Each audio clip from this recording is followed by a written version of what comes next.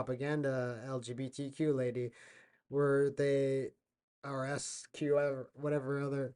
I'll keep doing that because I can do that. I don't care. They can't cancel me. I don't care.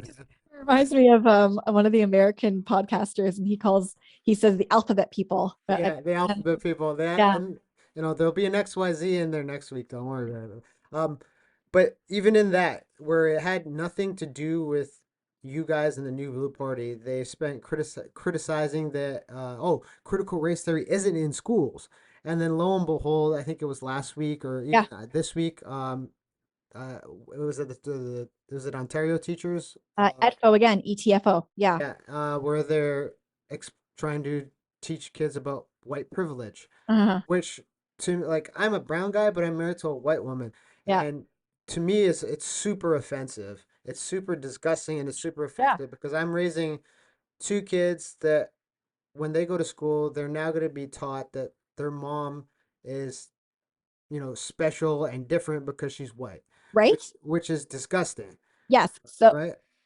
And now, so I want you to kind of expand on what you were fighting for with that bill, so people understand. yeah. So and this is what frustrates me. So again, my dad's Trinidadian, right? Like I lived in Trinidad. Like I have family members who are black, brown, Chinese. Like we got a big callaloo in my family. Yeah, We're all kind of colors. she used Callaloo. I like it. And like when people talk privilege, like, do you understand? My dad came to this country with like nothing Yeah, and built himself up with his thick Trini accent and dealt with all kinds of stuff. My mom came here from Portugal, couldn't speak a lick of English. She cleaned bathrooms. Okay. yeah, That is not privilege. no, but Those are two people coming here for a better life who worked their tails off to give me and my brothers a good life so that I could go to post secondary education. Right. yeah, So when I hear because of the amount of melanin in my skin that I didn't get enough from my dad's side, that I have white privilege, and that my little guy is very fair, he's got blonde hair, yeah, okay, and his papa, my dad, is Trinidadian, yeah, but because he looks a a certain certain way way. that he's like that is infuriating to me because it is like a kick in the face to my parents who worked so hard. Yeah, And it's like, and when I tell people, I'm like, my parents are immigrants, and like in the black side of my family came to Trinidad from Africa on slave boats. yeah, And like I've had this conversation with people, and they're just like, well, yeah, well, the Portuguese, they invaded Goa, so like you guys are like slaves.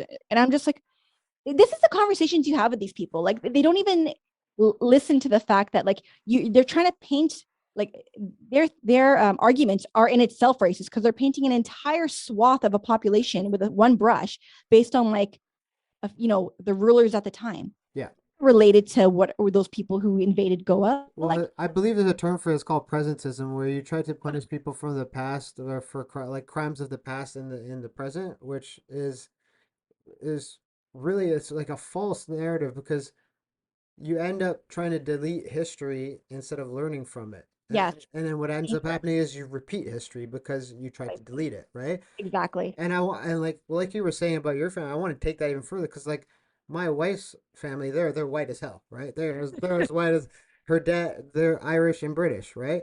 But I want to give people a background of like when as I got to know them and know their history and when they were in this country, they were broke, right? My wife's father worked as a taxi cab driver. He did all sorts of different odd jobs.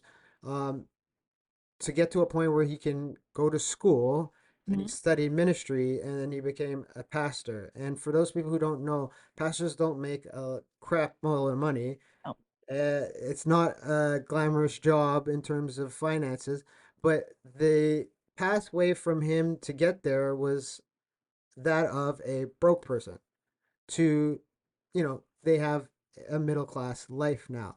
Nowhere in that story is there privilege, no, right? not at all. And because of their skin color, now we're gonna say that they have had it. We're gonna assume that they have had it, and then yeah, and then let's just assume that they had the privilege. So now we're going down the slippery slope where we're trying to teach this to our kids, and Yes.